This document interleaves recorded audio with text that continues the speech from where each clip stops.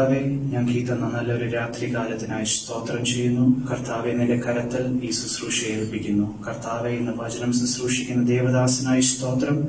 കർത്താവെ, നീ ബലപ്പെടുത്തണമേ. പരിശുദ്ധാത്മാവെ, നീ സംസാരിക്കണമേ. കേൾക്കുന്ന എല്ലാ ജനങ്ങൾക്കും ഇതൊരു അനുഗ്രഹമായി മാറട്ടെ എന്ന് പ്രാർത്ഥിക്കുന്നു. കർത്താവെ, ഇതെല്ലാം എന്റെ പൊന്നു ദൈവത്തിന്റെ മഹത്വത്തിനായി തീരട്ടെ എന്ന് പ്രാർത്ഥിക്കുന്നു. പക്ഷേ സകല മഹത്വം നീ എടുക്കണം. യേശുവിൻ നാമത്തിൽ തന്നെ. ആമേൻ.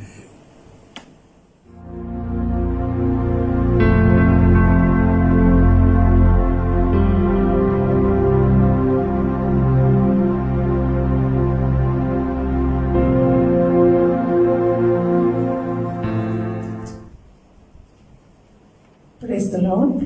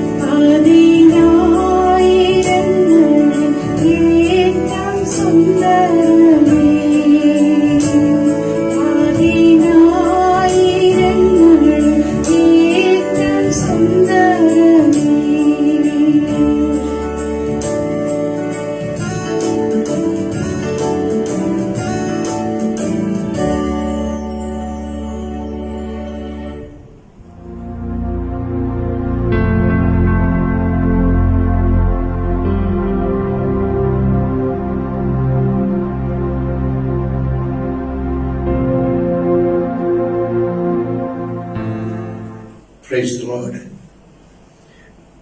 വളരെ മനോഹരമായ ഈ സമയത്തിനായി ഞാൻ ദൈവത്തിന് സ്തോത്രം ചെയ്യുന്നു. എന്നെ കേൾക്കുന്ന സകല ദൈവമക്കൾക്കും കർത്തൃനാമത്തിൽ എന്റെ സ്നേഹവന്ദനം അറിയിക്കുന്നു. ഒരു ചെറിയ പാട്ടിന്റെ അടിപാടി ഇന്ന് ഈ ശുശ്രൂഷ ആരംഭിപ്പാൻ കർത്താവിൽ ഞാൻ ശരണപ്പെടുന്നു. കർത്താവിന്റെ ദാസൻ ടി കെ സാമുവേൽ സാറ് എഴുതിയ ഒരു പഴയ പാട്ടാണ്. അത് ഇവിടെ പാടുകയാണ്. നിന്റെ നിക്ഷേപമവനെന്നു കരുതാ എങ്കിൽ സക്ഷേമമവനിലവരാ.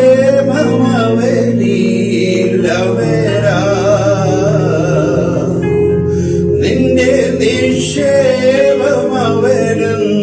കരുതാ എങ്കിൽ സക്ഷേമമവനിൽ അമരാ. ശ്രേഷ്ഠനായൊരുവൻ കൂട്ടിനായരികിലും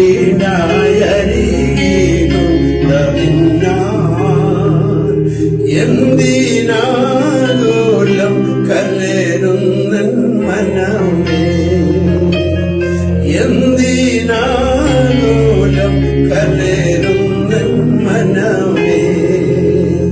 യേശു നായകൻ സമാധാനം ദായകൻ നിനക്കെന്നും മനമേ. എന്തിനാകുലം കലരുന്നൻ മനമേ, എന്തിനാകുലം കലരുന്നൻ മനമേ. നീ എന്നധികം ധനികനാകാൻ നിധിയാ തീയിൽ ഊതി കഴിച്ച പൊന്മതിയാ. നീ എന്നധികം ധനികനാകാൻ നിധിയാ തീയിൽ ഊതി കഴിച്ച പൊന്മതിയാ. ഭൂവിൽ ക്രിസ്തുവുള്ളവനെ പോൽ തീർത്ഥമാം ധനികനിൽ ലറിക.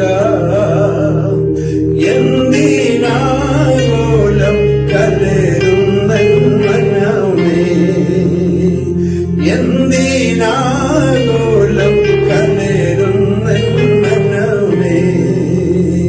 യേശു നായകൻ സമാധാനം ദായകൻ നിനക്കെന്നും മനമേ. എന്തിനാകുലം കലരുന്നൻ മനമേ,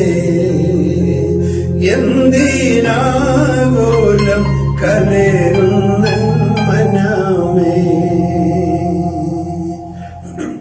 ഇന്നത്തെ ചിന്തയ്ക്കായി ഞാൻ മത്തായിയുടെ സുവിശേഷം 15-ാം അധ്യായത്തിന്റെ 22 മുതൽ ചില വാക്യങ്ങൾ വായിക്കുന്നു. മാത്യൂസ് 15:22 onwards.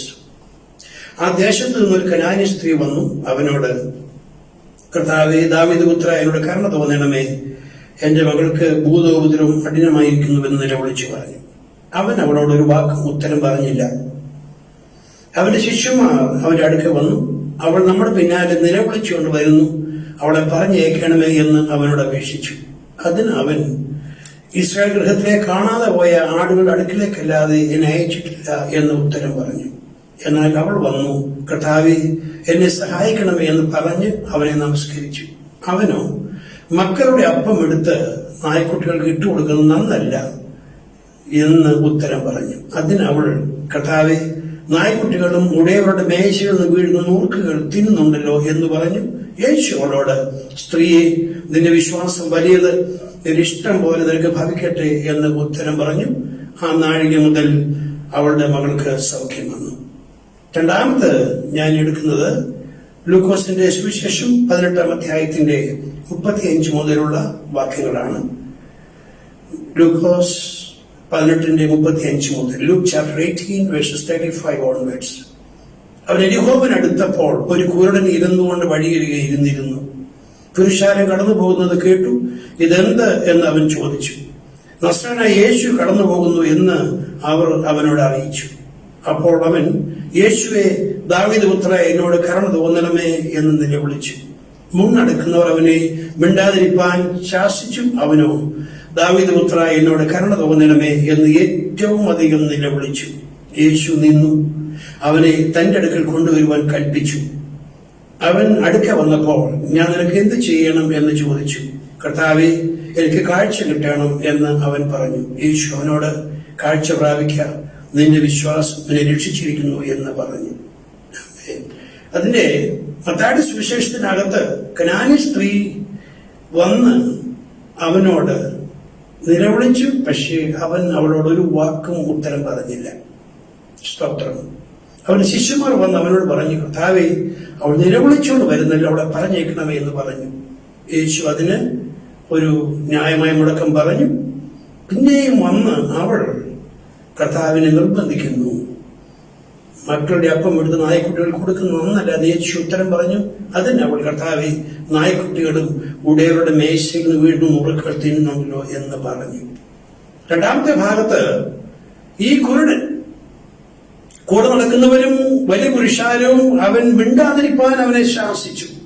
അവനും, ദാവീദ് പുത്ര, എന്നോട് കരുണ തോന്നണമേ എന്ന് ഏറ്റവും അധികം നിലവിളിച്ചു. ഇന്ന് പകൽ എനിക്ക് ഇതിനകത്ത് രണ്ട് ഭാഗത്തു നിന്നും പറയാനുള്ള ഒരു കാര്യം, പെർസിസ്റ്റന്റ് ഫെയ്ത്ത്, നിർബന്ധപൂർവമുള്ള വിശ്വാസം. പെർസിസ്റ്റൻസ് എന്ന വാക്കിന് പിടിവിടാത്ത, കടിച്ചു തൂങ്ങുന്ന, ശാഠ്യത്തോടെയുള്ള എന്നൊക്കെ അർത്ഥമുണ്ട്.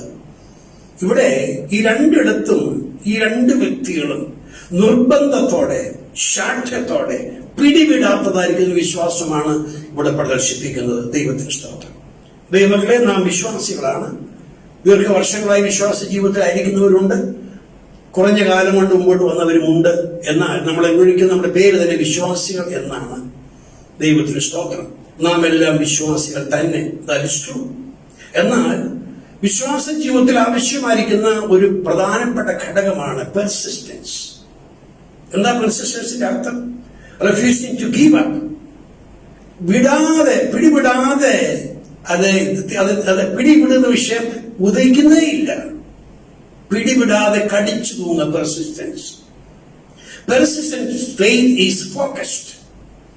നിർബന്ധപൂർവ്വമുള്ള വിശ്വാസം വളരെ ഫോക്കസ്ഡ് ആണ്. ദൈവത്തിന് സ്തോത്രം.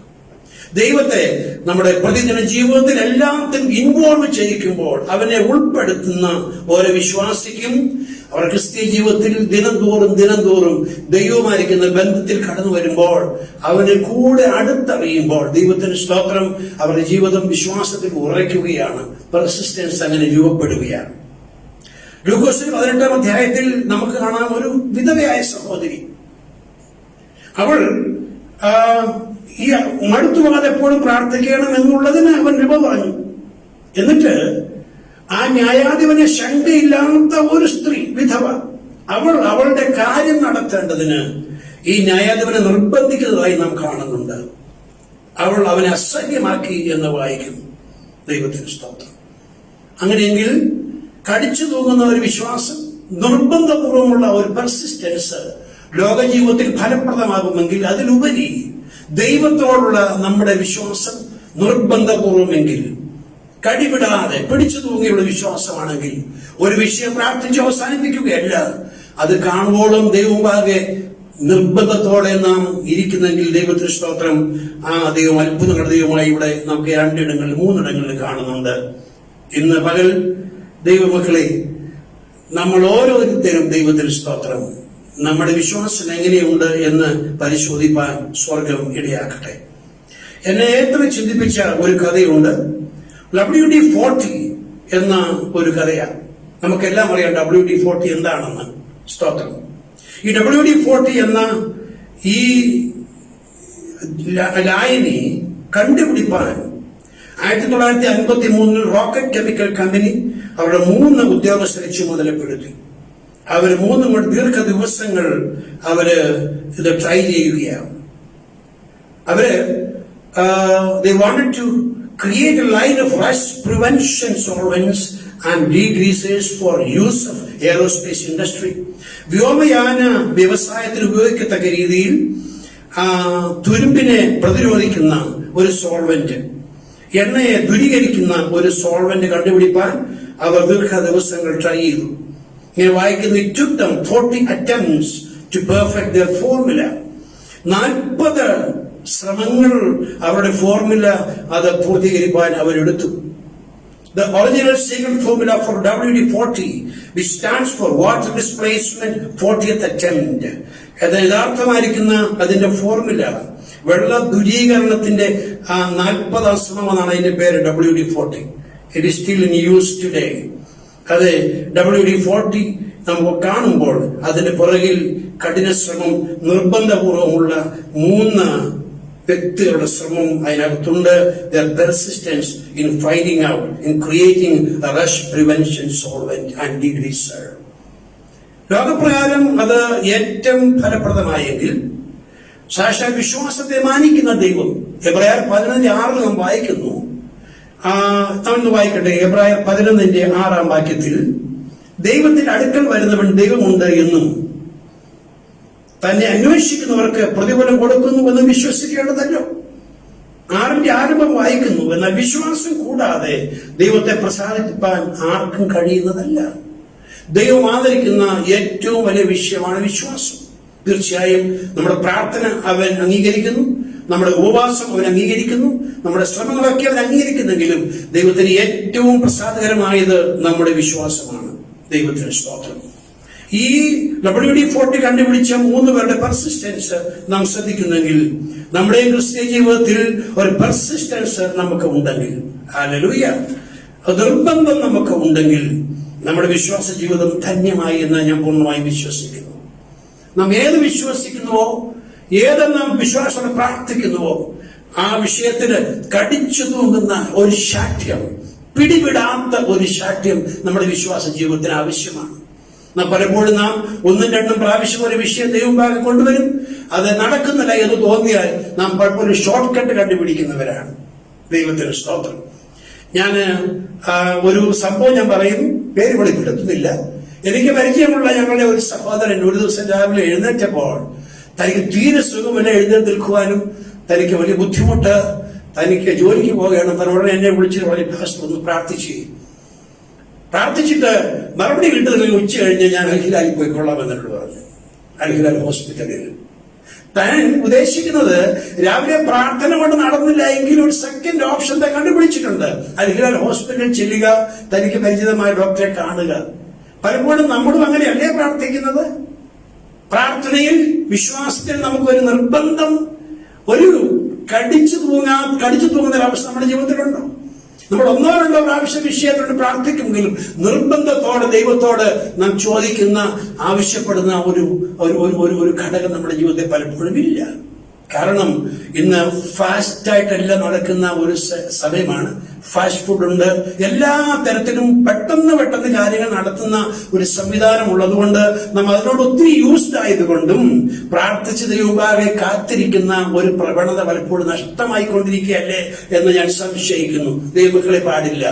ദൈവത്തെ അടുക്കൽ വരുന്നവൻ ദൈവമുണ്ട് എന്നും തന്നെ അന്വേഷിക്കുന്നവർക്ക് പ്രതിഫലം കൊടുക്കുന്നു എന്നും വിശ്വസിക്കേണ്ടതല്ലോ.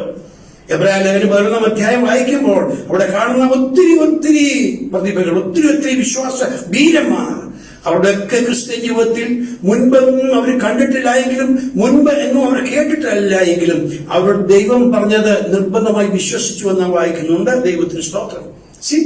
അബ്രഹാം തനിക്ക് അവകാശമായി കിട്ടുവാനിരുന്ന ദേശത്തേക്ക് വിളിക്കപ്പെട്ടാവേ എവിടേക്ക് പോകുന്നു എന്നറിയാതെ പുറപ്പെട്ടു വിശ്വാസത്താൽ. അപ്പോൾ വായിക്കുന്നു, സാറ, അബ്രഹാം, ഇവരൊക്കെ വിശ്വാസത്തിൽ പെർസിസ്റ്റൻസ് ഉള്ളവരായിരുന്നു. 75-ാം വയസ്സിൽ അബ്രഹാമിനോട് ദൈവം ഒരു സന്താനത്തെ കുറിച്ച് തന്നോട് വാഗ്ദത്തം ചെയ്തു. നിന്റെ 25 വർഷങ്ങൾ നാം നോക്കുമ്പോൾ ഒന്നും സംഭവിച്ചില്ല. എന്നാൽ അബ്രഹാം നിർബന്ധമായിട്ടും ദൈവത്തെ അറിയാവുന്നതുകൊണ്ട് അബ്രഹാമിന്റെ വിശ്വാസം അത് ശ്രേഷ്ഠമാണ്. റോമർ 4-ാം അധ്യായത്തിന്റെ 19-ാം വാക്യത്തിൽ അവൻ ഏകദേശം 100 വയസ്സുള്ളവനാകിയാൽ തന്റെ ശരീരം നിർജ്ജീവമായി പോയതും സാറയുടെ ഗർഭപാത്രത്തിന് നിർജ്ജീവത്വം ഗ്രഹിച്ചിട്ടും വിശ്വാസത്തിൽ ക്ഷീണിച്ചില്ല. 20-ാം വാക്യം വളരെ ശ്രേഷ്ഠമാണ്. ദൈവത്തിന്റെ വാഗ്ദത്തങ്ങൾ അവിശ്വാസത്താൽ സംശയിക്കാതെ വിശ്വാസത്തിൽ ശക്തിപ്പെട്ട് ദൈവത്തിന് മഹത്വം കൊടുത്തു. അവൻ വാഗ്ദത്തം ചെയ്ത് പ്രവർത്തിപ്പാൻ ശക്തന് പൂർണ്ണമായി ഉറച്ചു. അനന്തരഫലം നമുക്ക് ഉൽപ്പത്തി പുസ്തകത്തിൽ കാണാൻ പറ്റും. സി അബ്രഹാമിന്റെയും സാറയുടെയും പെർസിസ്റ്റൻസ് ഇൻ ഫെയ്ത്ത്. 25 വർഷങ്ങൾ പിൻപിട്ടുവെങ്കിലും അബ്രഹാം വിശ്വാസത്തിൽ ക്ഷീണിക്കാതെ വാഗ്ദത്തം ചെയ്തവൻ നിവർത്തിപ്പാൻ ശക്തനെന്ന് നിർണയിച്ചു. He considered. അവൻ അങ്ങനെ തന്നെ നിർണയിച്ച് ദൈവത്തിനായി കാത്തിരുന്നത് പോലെ നമ്മുടെ ക്രിസ്തീയ ജീവിതത്തിലും ഒരു പെർസിസ്റ്റൻസ് നമ്മുടെ വിശ്വാസ ജീവിതത്തിൽ ആവശ്യമാണ്. ദൈവത്തിന് സ്തോത്രം. അതെ, ഇന്ന് പകൽ നമ്മുടെ ഈ ദിവസം നമ്മുടെ വിശ്വാസം എങ്ങനെയായിരിക്കും? ഞാൻ ഒരു കഥ വായിച്ചു, എനിക്ക് ഒത്തിരി രസമായിട്ട് തോന്നി. ഒരമ്മയും മകനും കൂടെ ഒരു ഗ്രോസറി സ്റ്റോറിൽ പോയി അവരെല്ലാം വാങ്ങിച്ച് അവസാനം വന്നെത്തിയത് കാൻഡീസ്, മൊട്ടായി, ചോക്ലേറ്റ്സ് ഇരിക്കുന്ന സ്ഥലത്താണ്. ഈ സ്ഥലത്ത് വന്നപ്പോ മകൻ പറഞ്ഞു, mom, can I have some chocolate chip cookies? അമ്മ, എനിക്ക് ചില ചോക്ലേറ്റ് ചിപ്പ് കുക്കീസ് തരാൻ പറ്റുമോ? അത് അമ്മ നേരത്തെ പറഞ്ഞിട്ടുണ്ട്, കടയിൽ വന്ന് അതൊന്നും ചോദിക്കരുതെന്ന്. I told you that you cannot have any.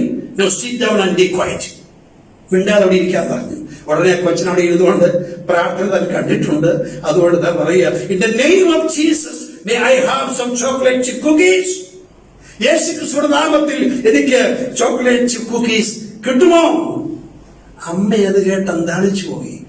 ആ കസ്റ്റമേഴ്സായി വളരെ പേര് അവിടെ നിന്നപ്പോൾ ഈ കുഞ്ഞിന്റെ പ്രാർത്ഥന കേട്ടിട്ട് 23 ആൾക്കാർ കൊച്ചിനെ ബോക്സസ് ഓഫ് ചോക്ലേറ്റ്സ് കൊടുത്തുവെന്ന് ഞാൻ വായിച്ചു. ഗലാത്യർ 6:9 തളർന്നു പോകാഞ്ഞാൽ തക്ക സമയത്ത് നമുക്ക് കൊയ്യും. തളർന്നു പോകാഞ്ഞാൽ, ക്ഷീണിച്ചു പോകാഞ്ഞാൽ, നിർബന്ധത്തോടെ നാം വിശ്വസിക്കുന്നെങ്കിൽ, പിടിവിടാതെ ദൈവത്തിൽ ആശ്രയിക്കുന്നെങ്കിൽ, നാം ആഗ്രഹിച്ച വിഷയത്തിന്മേൽ ദൈവം അത്ഭുതം ചെയ്യുന്ന ദൈവമാണ്. ദൈവത്തിന് സ്തോത്രം. വലിയവനായ കർത്താവ് ഈ ദിവസങ്ങളിൽ, പ്രത്യേകിച്ച് നമ്മുടെ ചുറ്റുമുള്ള കാലാവസ്ഥ നമുക്കറിയാം, ഇപ്പോഴത്തെ അവസ്ഥ നമുക്കെല്ലാം അറിയാം. നാം അങ്ങോട്ട് നോക്കിയാൽ ഇതെന്ന് അവസാനിക്കും, ഈ അവസ്ഥയ്ക്ക് എന്തൊരു മാറ്റം ഉണ്ടാകും എന്നൊക്കെ നാം തീർച്ചയായിട്ടും വിചാരിക്കുന്നുണ്ട്. എന്നാൽ ഉന്നതങ്ങളിലിരിക്കുന്ന ദൈവത്തിന് അതിന് ഒരു നിശ്ചയ ദിവസം കൽപ്പിച്ചിട്ടുണ്ട്. ഇത് കഴിയും, അത് മടങ്ങിപ്പോകും, ഞാൻ നോർമൽ ലൈഫിലേക്ക് വേഗം മടങ്ങി വരും. ദൈവത്തിന് സ്തോത്രം. എന്നാൽ ഇന്ന് പകൽ എനിക്ക് നിനക്കും ആവശ്യമായിരിക്കുന്നത് we should have a persistent faith. നിർബന്ധപൂർവ്വമുള്ള ഒരു വിശ്വാസം നമ്മുടെ ജീവിതത്തിൽ ഉണ്ടാകട്ടെ. നാം പലപ്പോഴും പല കാര്യത്തിന് ദൈവത്തിൽ ആശ്രയിക്കുന്നവരാണ്. ഇന്ന് പകൽ നമ്മുടെ ആശ്രയം എങ്ങനെയായിരിക്കുന്നു അത് നമുക്ക് ദൈവത്തോട് ചോദിക്കാം. ദൈവത്തിന് സ്തോത്രം. ഒരു പാട്ടിങ്ങനെയുണ്ട്, പഴയൊരു പാട്ടാണ്. നിൻ കൃപാസനത്തിൻ മുൻപിൽ വീണു കഞ്ചുന്നേ, എൻ വിശ്വാസം ക്ഷീണിക്കുമ്പോൾ നീ സഹായിക്ക.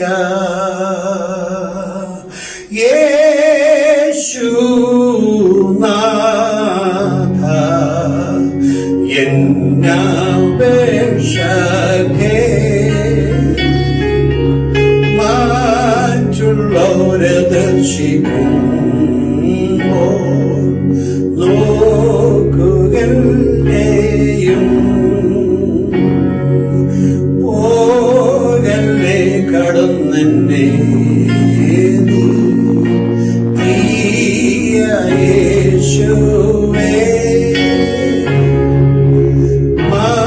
മറ്റുള്ളവരെ ദർശിക്കുമ്പോൾ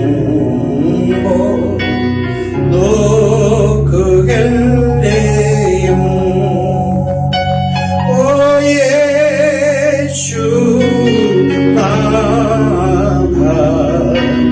എന്നപേക്ഷകേ,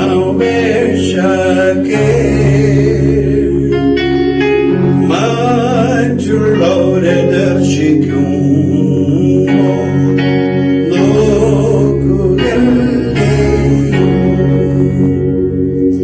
ഗലാത്യർ 6:9 ഗലാത്യർ 6:9 തളർന്നു പോകാൻ ഞാൻ തക്ക സമയത്ത് നാം കൊയ്യും. എന്ത് നാം വിതയ്ക്കുന്നുവോ ആ വിതച്ചത് കൊയ്യുവാൻ സമയമുണ്ട്. അതിനായി നിർബന്ധത്തോടെ കാത്തിരിക്കുന്നെങ്കിൽ, തളർന്നു പോകാതെ കാത്തിരിക്കുന്നെങ്കിൽ തക്ക സമയത്ത് നാം കൊയ്യും. പ്രാർത്ഥിക്കുന്ന വിഷയത്തിന് നിശ്ചയമായും മറുപടി ഉണ്ടാകും. ആശിക്കുന്ന വിഷയത്തിന് നിശ്ചയമായും മറുപടി ഉണ്ടാകും. അബ്രഹാമിന്റെ മറ്റൊരു സ്വഭാവം റോമാലേഖനത്തിൽ വായിക്കാൻ കഴിയുന്നുണ്ട്. അവൻ ആശയോടെ ആശയ്ക്ക് വിരോധമായി വിശ്വസിച്ചു. കാണുന്ന ആശയിലല്ല, ദൈവത്തിൽ ആശ്രയിച്ച് ആശയോടെ വിശ്വസിച്ചതിനാൽ അവൻ വിശ്വസിച്ച വിഷയത്തെ പ്രാപിപ്പാൻ അബ്രഹാമിന് സാറയ്ക്ക് ദൈവം ഇടയാക്കിയെങ്കിൽ എന്നെ കേൾക്കുന്ന വാത്സല്യമിത്രങ്ങളെ, നമുക്ക് ദൈവത്തിൽ വിശ്വസിക്കാം. തളർന്നു പോകരുത്, ക്ഷീണിച്ചു പോകരുത്. നമ്മുടെ വിശ്വാസം വർദ്ധിപ്പിക്കുവാൻ ദൈവത്തിന് കഴിയും. അവരെ ആശ്രയിക്കാം. ഈ ദിവസങ്ങളിൽ ശക്തിയുള്ള വിശ്വാസവീരന്മാരായി നാം തീരട്ടെ എന്ന് ആശംസിച്ചുകൊണ്ട് ഞാൻ എന്റെ വാക്കിനെ ഇവിടെ അവസാനിപ്പിക്കുന്നു. ഞങ്ങളുടെ നല്ല ദൈവമേ, സ്വർഗീയപിതാവേ, ഈ നല്ല സമയത്തിനായി സ്തോത്രം. ഫെയ്ത്തിനെ കുറിച്ച് പറയുവാൻ എഴുതിനെ ബലപ്പെടുത്തിയതിനാൽ സ്തോത്രം. കേൾവിക്കാരായിരിക്കുന്ന വാത്സല്യ സഹോദരി സഹോദരന്മാർ ഇന്ന് പകരുന്നു. അവർ വിശ്വാസത്തെ അസ്വസ്ഥ ചെയ്യുവാൻ എവിടെയായിരിക്കുന്നു അവർ വിശ്വാസം നിൽക്കുന്നതെന്ന് ചിന്തിപ്പാൻ സ്വർഗം ഇടയാക്കണമേ. കർത്താവ് നിർബന്ധത്തോടെ പിടിവിടാതെ കടിച്ചു തൂങ്ങുന്ന ഒരു വിശ്വാസം ഞങ്ങളുടെ ജീവിതത്തിൽ തരേണ്ടതിന് ഞങ്ങൾ പ്രാർത്ഥിക്കുന്നു. ശിഷ്യന്മാർ പ്രാർത്ഥിച്ചല്ലോ, ഞങ്ങളുടെ വിശ്വാസം വർദ്ധിപ്പിച്ചു തരണമേ. ഇന്ന് പകൽ ഞങ്ങൾ പാടിയതുപോലെ ഞങ്ങളുടെ വിശ്വാസം ക്ഷീണിക്കുമ്പോൾ നീ ഞങ്ങളെ സഹായിക്കണം. കരങ്ങളെ സമർപ്പിക്കുന്നു യേശു ക്രിസ്തുവിന്റെ മഹത്വമുള്ള നാമത്തിൽ തന്നെ. നമ്മുടെ പിതാവായ ദൈവത്തിന്റെ സ്നേഹവും പുത്രനായ ക്രിസ്തു യേശുവിന്റെ കൃപയും പരിശുദ്ധാത്മാവിന്റെ കൂട്ടായ്മയും നമ്മോടുകൂടെ എന്നേക്കും ഉണ്ടായിരിക്കുമാറാകട്ടെ. ആമേൻ.